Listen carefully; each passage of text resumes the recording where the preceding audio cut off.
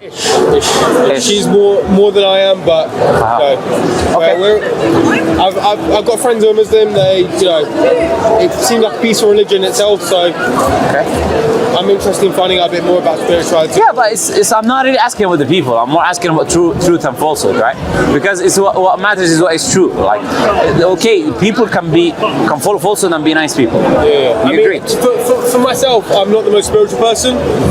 In time, maybe. Right now, if you ask me honestly, probably not. But So when you die, where are you going to end up? I hope. You hope. Is that the right answer? I hope.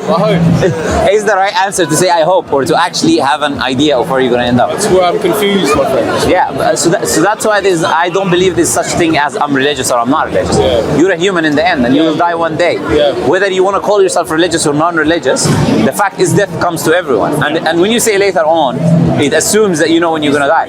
Yeah.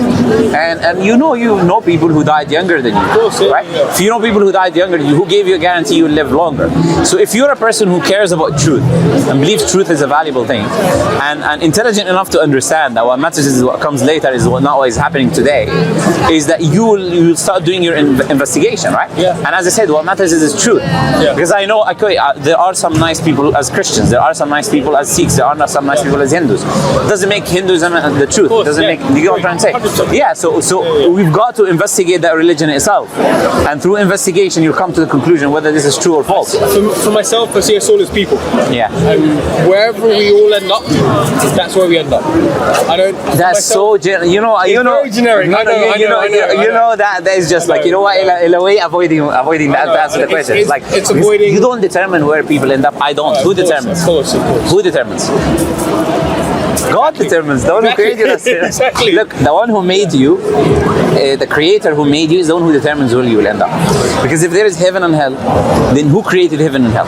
God. If God created heaven and hell, He determines who enters and who doesn't enter, right?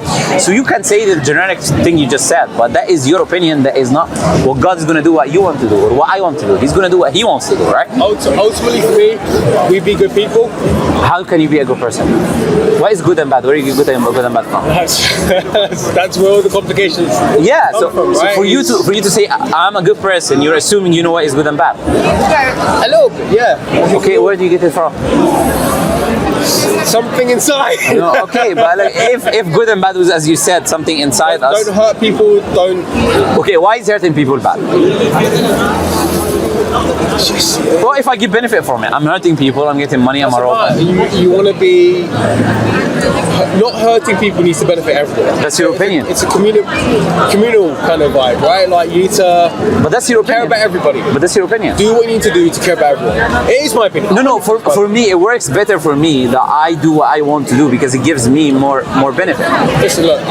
So what you're saying from a practical point of view doesn't work. So if I'm a thief, I'll tell you, look, okay, that's all good, brother. But I've got money, I've got cars, you've got no cars. So don't tell me what works, right?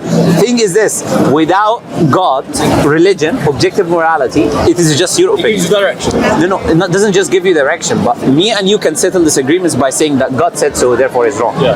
I can tell that thief, the one who created you, is the one who said this is wrong, and you will be held accountable for what you do. Yeah. Then it becomes objective. But if there is no religious scripture, then it's just personal opinions. I'll just tell you that's your opinion.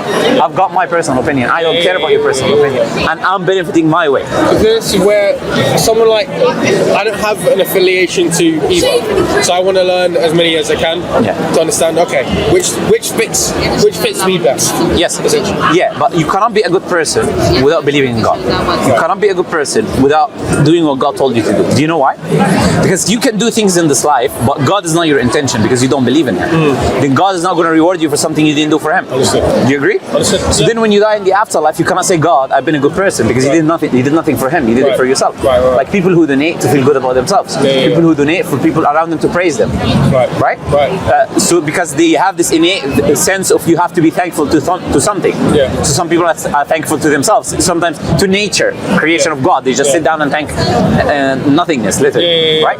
So they give what is due to God to other things. And then what end up happening is what? What end up happening is in the afterlife you cannot request anything from God because you did nothing for God. So when you say what matters, and I'm just giving you your whole view, when you say what matters is to be a good person, you cannot even define what it is to be a good person without God, without a religion, without a guidance that comes from God. And now other religions disagree with each other on the teachings, which means now you have to investigate, why is this religion the truth? Is there evidences from God? Is it contradictory? Like the scripture is contradiction, then it cannot be from God. Is it preserved from the time of the person who taught it, right? When you look at these things, you study them, does it claim to be from God to begin with, right? What do other people criticize it for, right? What is the evidences that these people put forward? And there is nothing easier than finding the truth. That's a claim I'm making. If a sincere, genuine person searches, how do you find your truth? It's not my truth, it's the truth. How do you find it? Yeah, how do you find the truth? How did you find it? This is what I'm answering you. How do you find the truth? What I was just telling you, investigating different things. So I read the Bible, reading the writings of the Guru Nanak starts with Awal. You read the writings of other people. Yes, the more you read, not only the more you understand, but you know what those people have as evidences. Like for example, I know that the Bible has contradictions. Because I've read it. I've seen Judas, who's supposed to be the one who betrayed Jesus. He dies in two different ways, and as a human you can only die in one way. Which means that these people are writing their own opinions of what happened. It's not God's revelation.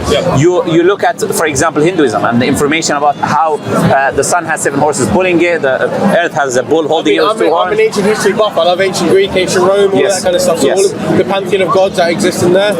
You know, if anyone's going to ask my affinity, I would say I'm an ancient Greek kind of. I believe in Zeus or anything, but but they believed in these things. That's what they believe, which were wrong and ridiculous. To say that there is more than one absolute entity makes no sense.